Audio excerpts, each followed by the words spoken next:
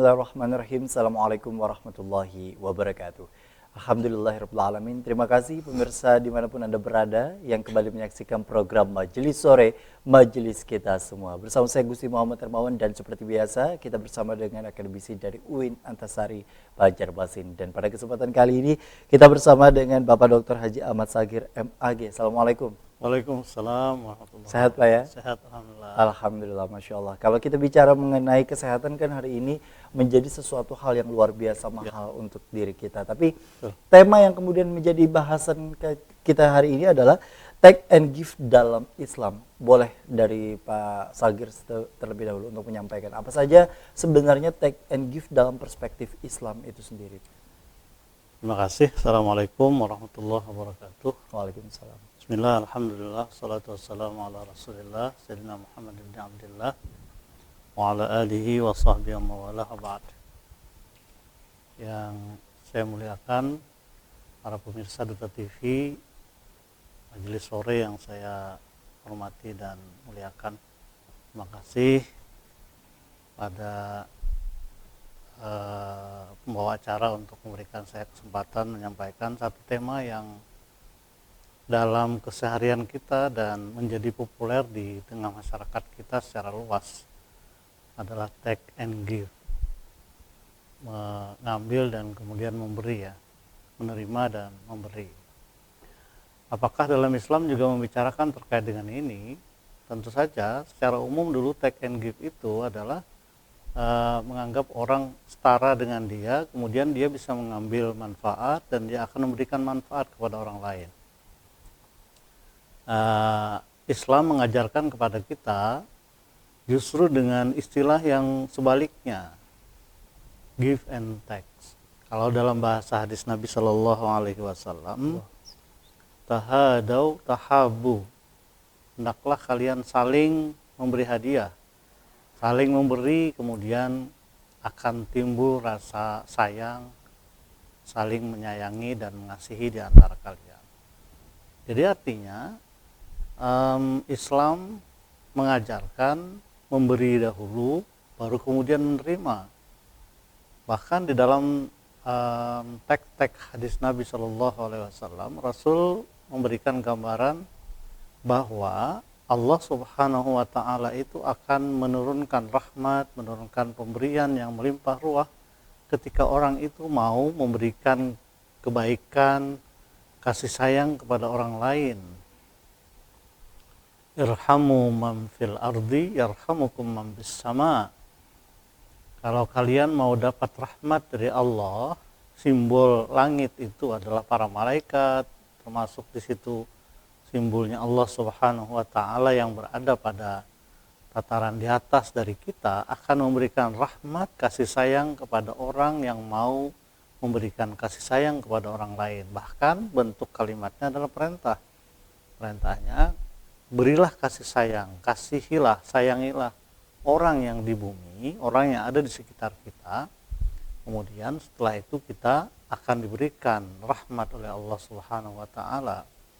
Kemudian perbedaan yang lain lagi adalah kalau take and give yang populer di tengah kaula muda dan mungkin orang-orang yang sangat modern sekarang ini adalah bahwa ketika dia memberi, dia akan mengharapkan balasan atau pemberian balik dari orang yang dia beri. Dalam Islam itu tidak dianjurkan, bahkan wa ma umiru illa liya'budullaha mukhlishina lahuddin.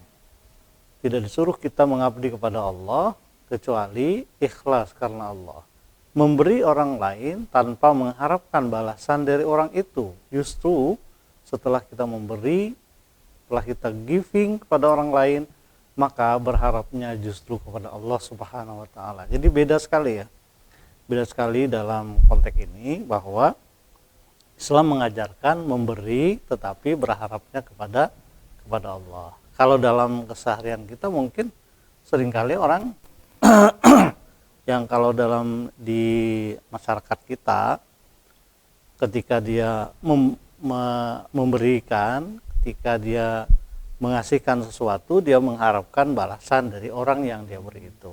Inilah perbedaan dari dari agama Islam mengajarkan kepada kita yang sangat tulus, yang memberian yang sangat tulus. Coba kita bisa bayangkan ketika kita memberi kepada orang yang memang memerlukan pemberian itu, kan tidak mungkin kita berharap atau apalagi mengharapkan balasan dari orang yang kita beri dalam keadaan tidak punya itu. Baik. Artinya dengan kondisi seperti itu menjadi kontradiktif sebenarnya atau Ya. berseberangan terkadang di dalam perspektif sosial gitu Pak ya. Betul. Bagi masyarakat terkadang yang namanya apalagi dengan istilah self love, mencintai diri sendiri. Ya, betul. Ini kan menjadi bagian atau tren terkini terutama Oke. bagi generasi muda terkadang Pak. Karena rasa-rasanya tren yang hari ini dirasa berkembang adalah utamakan diri dulu di atas kepentingan orang lain. Padahal ternyata Islam tidak Ya. seperti itu. Yang Betul. kemudian juga bahkan sebaliknya, Betul. justru mengutamakan orang lain di atas kepentingan diri pribadi. Dengan perbedaan ini sendiri, apakah ini juga menjadi sebuah keniscayaan yang sudah Nabi gambarkan sebelumnya atau seperti apa sebenarnya? Ya, kalau self love itu saya kira juga dalam Islam juga terminologinya sangat jelas ya, bahwa orang yang beriman itu adalah orang yang menyayangi, mencintai orang lain seperti mana dia mencintai dirinya. Jadi artinya ketika Orang lain itu Nah, jadi itu. ukurannya. Iya, jadi dia menjadi ukuran sebagai kasih sayang kepada orang lain itu. Jadi maksudnya ketika kita mengasihi, menyayangi diri kita itu belum lagi menyayangi diri kita sesungguhnya, tapi ketika kita sayang kita kepada diri kita ini kita bagi kepada orang lain, itu sesungguhnya dia menyayangi dirinya, karena konstelasi sosial kita kan tidak bisa hidup sendiri makhluk sosial ini kan. Kalau dia mengurung diri karena tidak mau membagi cinta kepada orang lain, saya kira dia akan mati sendiri kan. Betul. Dan dan itu pun juga menjadi bagian yang salah ternyata dalam memahami self love yang kemudian juga dimaknai sehari ini. Tapi dengan kondisi hari ini Pak, self love ini kan istilahnya mungkin membahas sedikit seputar self love Pak ya, karena ini yang cukup kemudian juga mungkin bagi orang tua yang mungkin kurang paham dengan self love atau cinta dengan diri sendiri ini hari ini kan menjadi sebuah tren yang kemudian juga digaungkan oleh bagi sebagian, terutama dalam pemenuhan kebutuhan, kemudian juga healing. Biasanya ini kan sering berkaitan gitu ya, untuk liburan dan sebagainya sebagai bentuk self love. Tapi melupakan yang namanya berbagi dan lain sebagainya. Atau secara proporsi 80-20 istilahnya. 80 untuk diri sendiri. Istilahnya kalau ada kue 6 potong untuk dirinya, 1 potong untuk orang lain begitu. Nah, dengan kondisi seperti itu kan artinya menjadi sebuah hal yang berseberangan sekali lagi. Hal apa yang mampu menjadi kontrol untuk diri kita Pak, bahwa sebenarnya perspektif Islam itu bukan seperti itu dalam mencintai diri sendiri? Ya, saya kira kita bisa mengukur ya. Jadi kalau ayat Quran, hadis Nabi itu misalnya ayat Quran tentang infak ya. Wa anfiqu mimma razaqnakum. Sebagian memang. Jadi keluarlah, infakkanlah sebagian dari apa yang telah kami berikan kepadamu. Nah, sebagian, atau ada ayat lain yang memberi itu dari fadlun ya, jadi kelebihan kalian. Jadi secara natural apa yang kemampuan kita, apa yang kita butuhkan itu sudah terpenuhi. Itu kalau sudah di luar dari pemenuhan kebutuhan kita kan menjadi di situ ada orang lain, ya kan? Jadi orang lain. Saya kira kadang-kadang kita berlebihan dalam mengukur itu ya. Kita misalnya perlunya dalam 1 bulan 5 juta, kemudian ada lebihnya 1 juta karena punya duit 6 juta 1 bulan. Yang 1 juta itu kan kadang-kadang dipoya-poya, kemudian tidak jadi menjadi hak orang lain kadang-kadang. Itu padahal juga sudah punya kelebihan. Baik. Nah, bagaimana kiranya nanti kita akan bahas ya. Ketika misalnya kalau dianalogikan orang kemudian memiliki uang 1 juta 1 bulannya, dengan proporsi seperti apa sebenarnya yang harus dilakukan? Apakah potongan itu secara utuh dipotong ketika uang 1 juta lalu kemudian dibagi 2,5%, atau sisa dari 1 juta yang kemudian juga bagi sebagian kita itu dianggap merasa pas-pasan, itu sama sekali tidak ada jatah untuk orang lain berbagi. Apakah kondisinya bisa seperti itu, mengingat Nabi pada zaman dulu pun mengutamakan orang lain dengan dirinya, keluarga ataupun juga para sahabat. Seperti apa sebenarnya perbedaan-perbedaan kita dengan orang-orang yang kemudian juga jihad fisabilillah pada zaman dahulu. Kita akan kembali usai jeda. Tetaplah bersama kami dalam program Majelis Sore, Majelis Kita Semua.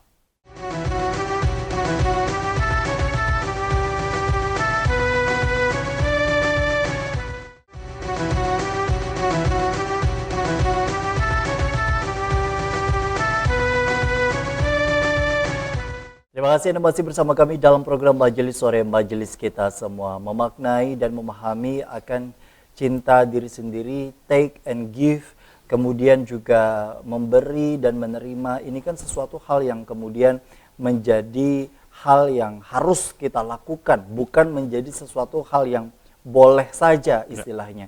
Tapi dengan kondisi hari ini, ketika misalnya dianalogikan orang memiliki uang 1 juta, ketika misalnya proporsi kebutuhannya sebenarnya 500.000 dan lain sebagainya. Lalu kemudian ada uang ini hingga tersisa misalnya 100.000. Apakah 100.000 itu baru dibagi 2,5% atau 1 jutanya Pak yang dibagi 2,5% lalu kemudian mencukupi untuk kebutuhan hidup itu sendiri? Ya, itu kan memang ada dualisme pemahaman ya. Ada dualisme pengertian dan kemudian itu yang menjadi dualisme implementasi. Ada yang mengimplementasikan seperti yang digambarkan analogi itu, misalnya dikurang kebutuhan lalu sisanya itulah yang diprosentase.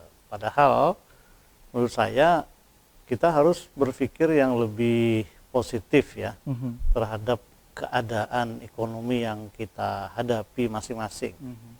Karena apa istilahnya, agama itu mengajarkan yang di situ ada ajaran Allah. Allah itu memberikan ajaran yang sangat komplit dan Allah juga menjamin atas apa yang Dia perintahkan di dalam Al-Qur'an. Saya kira mulai hari ini kita belajarlah membuat keyakinan yang penuh kepada Allah ya. Allah itu tidak akan menyengsarakan kita. Jadi kalau kita dalam bahasa orang yang agak norak itu gambling kepada Allah ya. Jadi bertaruh atas nama Allah ya istilahnya. Jadi kalau orang mengambil persentase ketika dia dapat kemudian diprosentase dari itu, dia akan mendapatkan lebih sebenarnya. Allah kan sudah menyediakan balasan-balasan yang minimal 10 kali lipat dari apa yang diberikan. Walaupun pada saat menunaikan untuk memberikan itu tadi bukan menunggu 10 kali lipatnya itu gitu Pak ya, tapi betul-betul secara ikhlas betul-betul memberi. Iya, jadi ketika kita memberikan, kita ini saya kira sudah ada degradasi keyakinan. Saya kira tidak sekedar kita hitung-hitungannya sangat detail banget, tetapi saya kira ketika kita mulai menghitung-hitung banget terhadap rezeki yang diberikan Allah itu, kita sudah secara tidak sadar terdegradasi keyakinan bahwa Allah itu akan membalas itu. Mungkin tidak terlalu banyak orang yakin banget terhadap itu. Bahwa ketika walaukan Nabi Muhammad cerita Muhajirin dan Ansar itu, kan itu terkait dengan ayat itu ya, yang bahwa orang-orang Ansar itu tidak memikirkan keperluan mereka lagi karena ingin membantu Muhajirin itu. Jadi ibarat makanan itu harus diberikan kepada orang Muhajirin yang berhijrah dari Makkah ke Madinah, sahabat-sahabat Nabi itu gak mikir apa yang mereka makan besok dari para Ansar itu, saking mereka sukanya. Jadi senang bahagianya mereka itu bukan karena kedatangan kawan sahabat-sahabat itu saja, tetapi karena mereka yang mereka pandang keyakinan atas ajaran Allah yang akan membalas lebih besar daripada yang kita pikirkan. Masya Allah. Kalau ini sebagai renungan dan kemudian juga menambah rasa cinta kita kepada Rasulullah begitu Pak ya. Ada beberapa riwayat yang kemudian juga mungkin boleh kita dengarkan kembali Pak. Kira-kira berkaitan dengan kisah Nabi yang kemudian kita tahu bahwa beliau sebenarnya meminta apapun Allah akan kabulkan, Ya. segunung emas atau berapa gunung pun istilahnya akan dikabulkan. Namun beliau tidak memilih untuk itu. Tapi ketika sekalipun beliau ada memiliki rezeki dan bahkan tidak memiliki rezeki, beliau memilih berpuasa. Atau ada cerita lainkah Pak yang kemudian juga menambah keyakinan bagi kita atau bagi sebagian dari kita yang mengucapkan kan itu nabi bukan kita begitu ya, yang kemudian juga memiliki keistimewaan karena ada terkadang menjadi sebuah pembelaan begitu Pak. Ya, betul. Karena kan dia nabi, wajar saja seperti itu. Kita rakyat biasa rasanya tidak sampai ke makom itu istilahnya. Nah, untuk menambah rasa cinta kita kepada Rasul dan kemudian menambah takzim kita kepada beliau, apa saja sebenarnya sejarah riwayat beliau terkait dengan mendahulukan orang lain di atas kepribadian beliau? Baik, salah satunya yang saya ungkapkan tadi secara terjemahan bahwa tidak beriman seseorang itu kata Nabi la yu'minu ahadukum hatta yuhibba li akhihi ma yuhibbu li nafsihi ya. Bahwa tidak dikatakan sempurna imannya, dalam terjemahan para ulama kita seperti itu. Kalau tidak, terjemahannya yang lebih keras adalah tidak beriman orang yang kalau dia mencintai temannya itu tidak seperti dia mencintai dirinya. Artinya bagaimana dia mempersepsikan, dia memperlakukan dirinya, sebegitulah dia harus memperlakukan temannya. Temannya dalam kesulitan, seperti mana kita dalam kesulitan, kita punya kelebihan untuk membantu mereka. Saya kira Rasul kan menyabdakan ini tidak serta-merta, tapi sudah dilakukan oleh beliau ya. Seperti cerita yang sangat heroik ya, saya kira bukan heroik tapi sangat menyentuh perasaan ketika Idul Fitri. Cerita ini selalu diulang-ulang ketika Idul Fitri kan, karena ceritanya pas Idul Fitri. Ada seorang anak yang tidak bisa bermain dengan anak yang lain karena tidak punya baju baru ya. Kemudian Rasul menemuinya, dia bercerita bagaimana saya bisa ini karena ceritanya ayah saya meninggal di waktu perangan bersama Nabi. Dia tidak tahu bahwa yang menemuinya adalah Rasulullah SAW kan begitu. Lalu Nabi pun menanyakan kepada anak itu, maukah anda mengatakan bahwa Aisyah itu adalah ibumu? Ya mau kan. Mau sampai kepada Muhammad itu ayahmu, dibawa pulang ke rumah, carikan baju baru di rumahnya. Kira-kira kita membayangkan seperti Nabi itu punya stok baju baru kah? Mungkin tidak seperti yang kita bayangkan mungkin. Tapi kemudian Rasul mungkin mencari-cari baju yang sesuai ya, antara baju cucu beliau misalnya kan, kemudian diberikan kepada itu. Anak itu kemudian bisa bermain dengan teman-teman yang lain, dan teman-teman yang lain terkejut ketika melihat anak itu bisa bermain dengan mereka dengan baju baru. Lalu mereka bertanya, ini kamu dapat baju baru dari mana? Lalu kemudian dia bercerita dengan riang gembira, yang itu kemudian menyentuh perasaan kita. Lalu anak-anak itu berdoa, mudah-mudahan abah saya mati juga itu bersama Rasul. Jadi artinya anak-anak kan polos banget ya. Jadi karena penyebabnya dapat baju itu karena ayahnya meninggal berperang bersama Rasul. Pahami gitu. Jadi saya kira Rasul itu seperti itu. Bahkan apa yang beliau contohkan dari keprihatinan hidup beliau itu, saya kira seperti yang diperoleh oleh Saudara Gusti tadi, bahwa Nabi itu kalau mau berdoa aja tinggal berkehendak dalam hati mungkin datang. Akan tawaran-tawaran itu kan sudah ada ya. Betul. Saya kira Nabi tidak melakukan itu karena Nabi tahu persis, mungkin bisa membayangkan umatnya seperti apa. Saya kira zaman-zaman seperti sekarang ini yang hedonis, suka materialis dan lain-lain ya. Sehingga cerita Isra Mi'raj itu juga dipelintir-pelintir orang kan sekarang. Andai kata Nabi minum waktu itu, minum arak atau apa waktu itu, dipilih pilihan itu, saya kira bisa kita bayangkan zaman sekarang. Saya kira Nabi sudah mencontohkan yang sangat berbagi itu. Jadi sabda-sabda Rasul SAW, bahkan ayat Quran itu kan bahkan disebut oleh Aisyah, ayat Quran terkait infak, terkait sedekah, terkait zakat. Saya kira itu kan disebut oleh Aisyah ketika ditanya orang bagaimana akhlak Rasul, karena khuluquhul Quran. Jadi akhlak Rasul itu adalah Al-Quran, isi kandungan Al-Quran. Saya kira dari Alif Lam Al-Fatihah sampai dengan An-Nas itu, kalau bicara tentang akhlak, saya kira kita bisa menggambarkan beginilah Rasul SAW. Jadi begitu kita yakin bahwa ketika Aisyah menyatakan seperti itu, mulai A sampai Z daripada Al-Quran itu seperti itulah Rasulullah berperilaku. Saya kira. Masya Allah. Dan itu yang kemudian juga bisa menjadi hal yang bisa kita tawarkan ke dalam diri begitu Pak. Walaupun memang tidak sama persis dan tidak akan pernah bisa sama dengan apa yang dilakukan oleh Rasulullah. Paling tidak ketika misalnya kita memiliki sesuatu yang bentuknya rezeki untuk kemudian karena kan ada saja kan Pak ya godaan-godaan yang harusnya mungkin ngasihnya 100 lalu kemudian pada saat implementasinya tiba-tiba 20 misalnya. Ya, betul. Karena ada mending beli ini. Tim mending ini sendiri kan Pak, kadang ada saja muncul bisa jadi istilahnya karena nafsu, karena hal-hal memang kebutuhan dan lain sebagainya. Sejauh mana nanti kita akan mengkalkulasi istilahnya proses yang kemudian Allah berikan kepada diri kita untuk kemudian diberikan kepada orang lain. Yang kemudian nanti kita akan lihat seperti apa sebenarnya penghitungan yang secara hal yang mungkin bisa kita tolak ukur dengan hal yang kita dapat dalam bentuk rezeki, dalam bentuk kesehatan, dalam bentuk kemampuan atau istitoah yang kita kenal itu tadi. Kita akan kembali usai jeda, tetaplah bersama kami dalam program Majelis Sore, Majelis Kita Semua.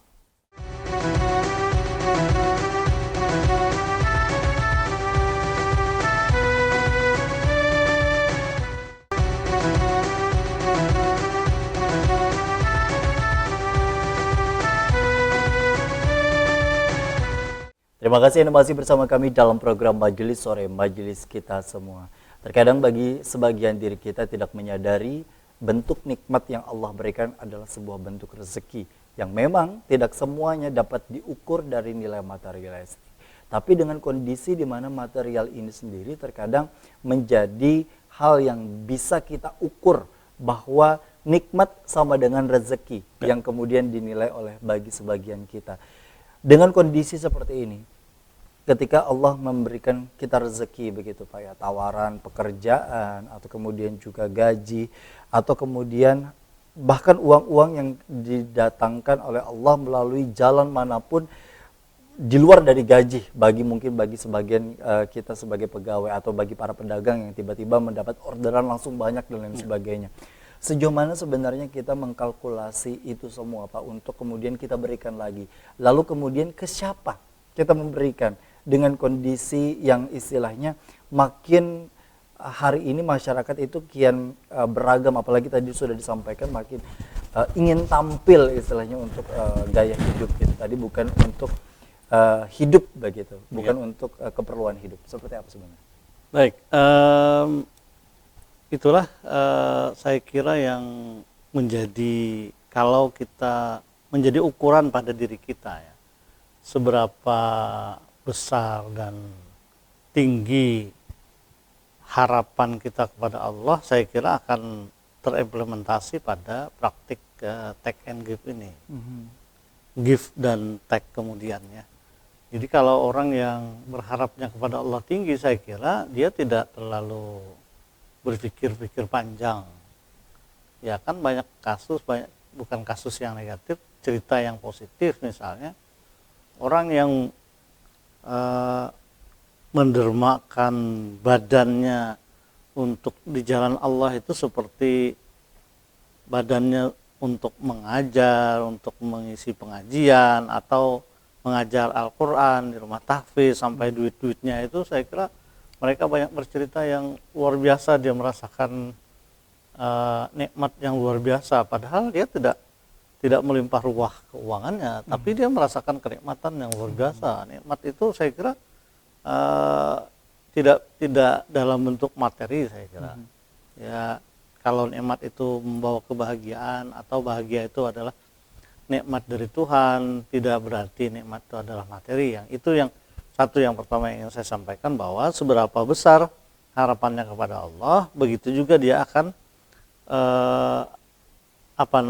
dia akan memberikan banyak untuk Allah, di jalan Allah itu.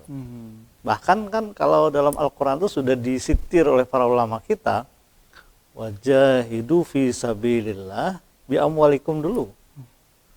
Jadi berjihad di jalan Allah yang paling diutamakan itu berdasarkan urutan redaksinya itu tadi ayat gitu, itu adalah bi amwal, dengan harta. Jadi kalau seringkali saya mendengar para ulama kita dulu pengajian Jersidin, kalau ada tuan guru mau masuk surga, seringkali bisa tertahan masuk surganya karena mereka masuk surga justru difasilitasi oleh para agnia, orang-orang kaya. Orang kaya memfasilitasi, dia dibelikan mobil untuk pergi pengajian. Yang belikan mobil kan orang-orang sugih nih. Majelisnya juga difasilitasi oleh orang-orang sugih. Ada orang sugih. Jadi ketika pola pikir kita seperti ini, saya kira sangat betul ada riwayat yang menyatakan, seringkali disebut oleh tuan-tuan guru kita bahwa as-sakhiyu habibullah. Orang pemurah itu menjadi kekasih Allah. Walau kana jahilan. Ini stressingnya sangat kontras ya. Walau tidak punya ilmu sekalipun. Tapi Jadi dia, istilahnya, nah itu deh. jadi istilahnya sekalipun tidak memiliki ilmu dalam bidang apapun di luar dari maksudnya yang kewajiban sholat dan lain sebagainya, gitu Pak ya. Betul. Tapi ketika dia dermawan untuk bisa berbagi, itu yang menjadi kekasih Allah. Kadang disebut tuan guru gitu istilahnya ya loh. Betul.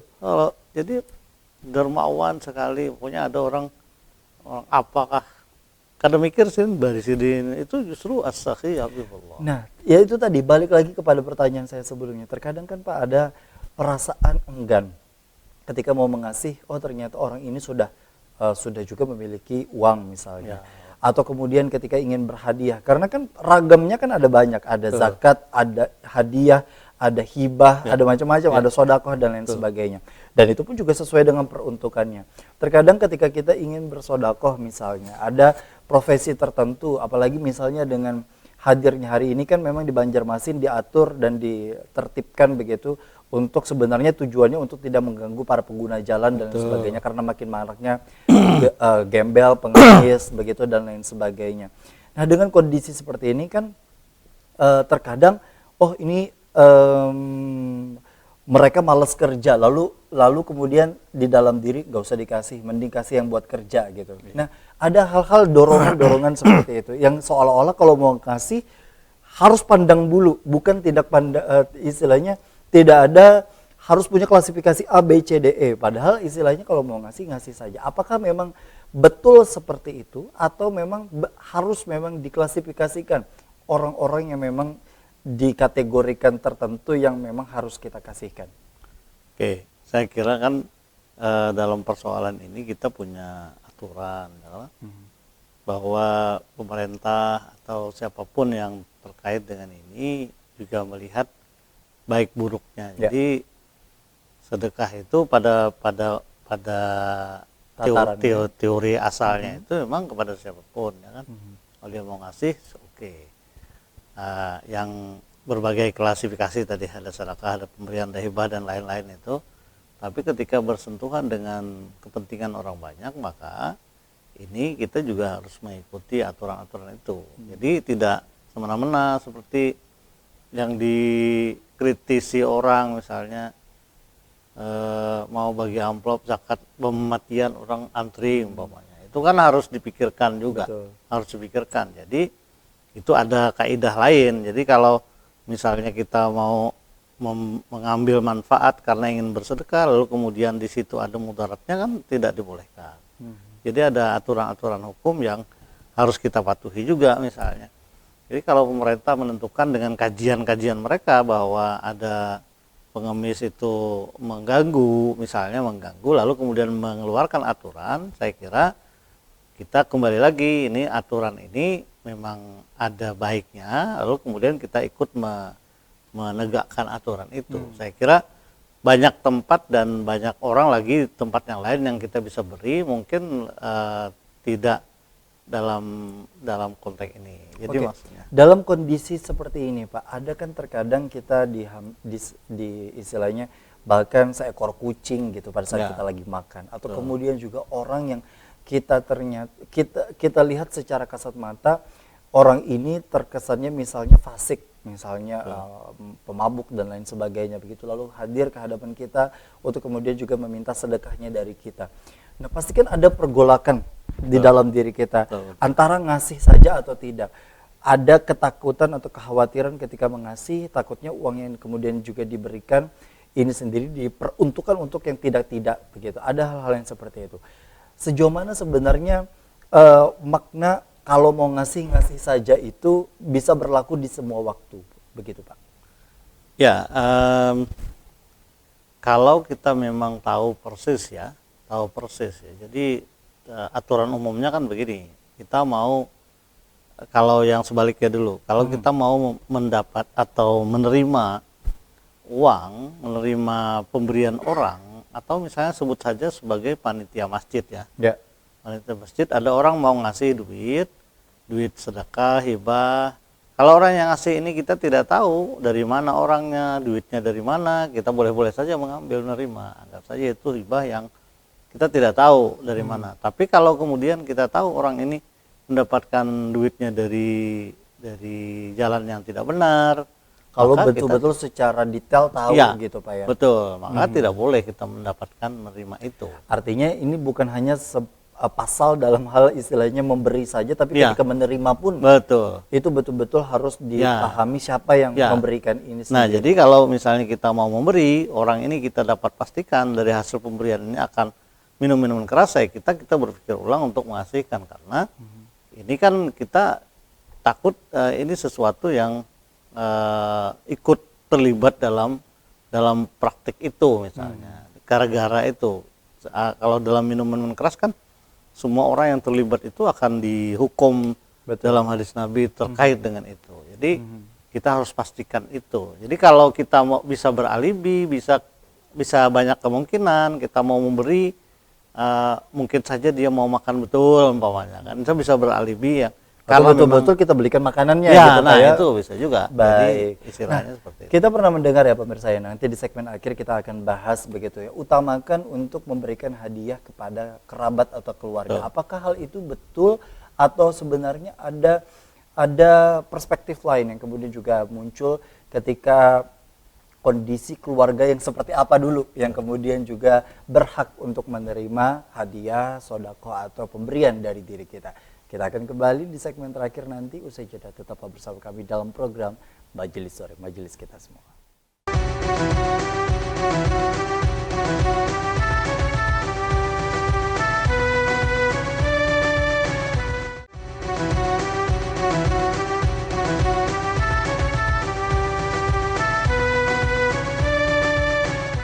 Terima kasih Anda masih bersama kami dalam program Majelis Sore, Majelis Kita Semua. Kita pernah mendengar bahwa ketika kita mendapatkan rezeki yang Allah tetapkan, bisa dari gaji yang kemudian kita terima atau kemudian juga pendapatan yang betul-betul kita yakini itu memang hasil dari yang halal begitu Pak ya.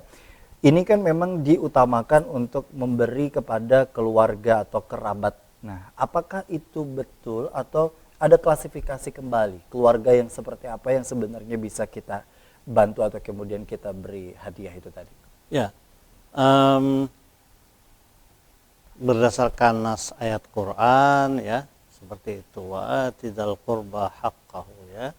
Jadi kalau kita mau memberi, maka berikanlah yang menjadi hak orang karib kerabat kita. Itu yang pertama-tama sebelum masakin, wal jari dzil qurba, itu sebelum itu adalah keluarga-keluarga dekat kita. Dalam arti kata mereka yang memang kondisinya perlu bantuan. Itu dulu satu. Kemudian kalau mereka memang tidak dalam tanggung jawab kita. Jadi kalau memang dalam tanggung jawab kita, memang kita wajib memberi mereka. Jadi hukumnya itu wajib, bukan sifatnya pemberian ya, berarti, Pak, bukan ya? sifat pemberian. Atau Nah, sifatnya wajib ini sendiri berarti kan memang istri, anak atau orang tua begitu Ya, Pak ya, ya, bagi betul. anak laki-laki. Betul. Nah, di luar dari itu berarti misalnya adiknya orang tua begitu Pak ya, atau misalnya sepupu dan Ya. sebagainya, itu yang masuk dalam kategori. Ya, betul. Oke. Baik. Nah, ini kan sudah mulai ini ya, maksudnya dipahami artinya bukan hanya rezeki itu muter-muter di situ Ya, aja gitu Pak ya. betul, Saya bersedekah untuk istri saya. Lalu kemudian diterima oleh istrinya. Jadi bukan hanya seputar seperti itu. Tapi dengan porsi yang kemudian take and give ini sendiri Pak, sejauh mana janji Allah bagi mereka yang kemudian juga menjalankan dermawan ini sendiri, karena kan hari ini banyak yang kemudian juga mulai sadar untuk berderma, tapi dengan berbagai media. Nah, artinya kan istilahnya kita juga, adakah memang cara-cara dari para sahabat zaman dulu yang kemudian juga kita kenal, ada yang sembunyi-sembunyi, ada yang terang-terangan, ada yang secara keseluruhan dikasihkan, ada yang separuh, ada yang seperempatnya. Seperti apa sebenarnya perspektif dalam era saat ini yang paling ideal untuk kemudian kita bisa lakukan, Pak? Ya, saya kira era sekarang ini bagi kita yang menengah ke atas ya, saya kira kita bisa membuat porsi yang sangat proporsional ya, bahwa kebutuhan kita itu apa. Kemudian di luar dari kebutuhan kita itu kita mencoba untuk berbagi kepada orang-orang yang memang membutuhkan itu. Satu. Kemudian kadang-kadang ya kita ini kan zaman modern memang ya. Itulah mungkin salah satu yang di-warning oleh para ulama dulu ya. Para ulama dulu itu visinya memang visi akhirat ya. Jadi visi akhirat itu visi yang sangat jauh tapi juga dekat ya barangkali. Akhirat itu, kematian itu kan seperti jauh tapi dekat kan. Dekat saja. Betul. Kalau mau mati sampai tidak perlu menunggu kapan. Tapi sepertinya jauh. Namun orang sekarang itu, tapi mungkin beberapa tahun terakhir ini sudah tidak terlalu terdengar lagi orang, tapi ada saja masih ya, orang membuat asuransi pendidikan buat anak misalnya. Betul. Asuransi yang seperti apa misalnya. Kalau orang tua kita dulu memang duitnya nggak ada mungkin ya. Jadi nggak ada yang pikir karena Sepanjang itu dan iya, sejauh itu. tabung akan segar anak segar ini kan ada bahari kan. Betul. Kalau sekarang mungkin banyak seperti itu. Tapi padahal sebenarnya kalau kita yang walaupun kita sekarang sudah ada aja tuh cukupnya duit, tidak berpikir sejauh itu juga. Karena takut juga kadang-kadang membaca kitab-kitab orang ulama-ulama dulu itu yang berpikir bahwa kita kalau berpikirnya Terlalu lebih khawatir dengan masa depan. sampai 40 hari itu sampai 40 hari mikirkan, lebih dari 40 hari mikirkan masa depan itu khawatir, termasuk orang yang panjang angan-angan. Tulul amal itu berbahaya. Tulul amal, panjang angan-angan itu kan satu yang bahaya yang sangat kontras itu adalah dia artinya sadar atau tidak sadar atau apa namanya, mungkin orang mempunyai alasan sendiri, punya alibi sendiri, tidak mau disebut tulul amal, tapi kita boleh buktikan ya bahwa ketika dia berpikir 40 hari ke depan, dia selama 40 hari ini tidak memikirkan mati. Ya kan? Dia mikir 40 hari ke depan masih hidup lagi. Ya Allah. Ya. Jadi Dan itu menjadi pengingat untuk kita. Nah, jadi kalau 1 sampai 40 hari ke depan, ini maka tulul amal itu bahaya yang paling utama. Tulul amal adalah dia lupa kematian. Lupa kematian. Padahal kematian itu saya bilang tadi dipadahkan jauh ke parak, padahkan parak mungkin saja jauh. Dan ketika itu bisa dikategorikan berbahaya ketika selama 40 hari ke depan itu memikirkan untuk menerima begitu Pak ya, Ya. bukan memberi. Betul. Ketika misalnya memberi kan artinya bisa dikategorikan untuk sebagai niat yang baik Ya. begitu ya. Niat yang kemudian juga ketika misalnya sudah berangan-angan untuk memberi orang segini. Ya. Nah, bicara mengenai pemberian begitu Pak, supaya kita tidak termasuk dalam orang yang memiliki angan-angan yang tinggi dan sebagainya. Kita memang diajarkan secara umum bercita-cita setinggi mungkin begitu dan sebagainya.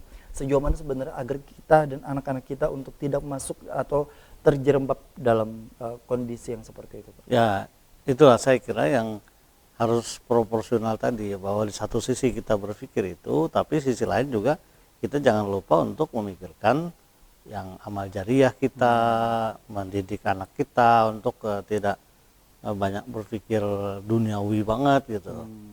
Jadi kita ini hidup di dunia, yes, tetap berpikir dunia, ya, tapi jangan lupa membuat nilai-nilai dunia kita itu ada nilai akhiratnya. Ya kan, ketika kita makan yang enak, kita juga berpikir bagaimana makanan enak ini juga terasa oleh orang lain. Lalu kita berbagi juga. Jadi istilahnya ketika kita menikmati dunia, tapi nikmat dunia yang kita rasakan ini juga bisa dirasakan oleh orang lain dengan cara yang mungkin di antara kita berbeda-beda ya kan. Berbeda-beda melalui memanggil orang atau berbagi. Nah, afdolnya sendiri ada kan digambarkan Pak.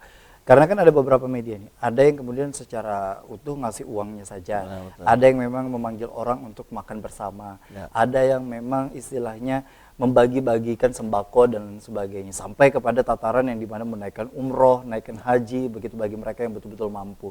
Sejauh mana sebenarnya yang paling afdol bagi kemampuan diri masing-masing? Ya, itu kan dilihat pada dua sisi ya.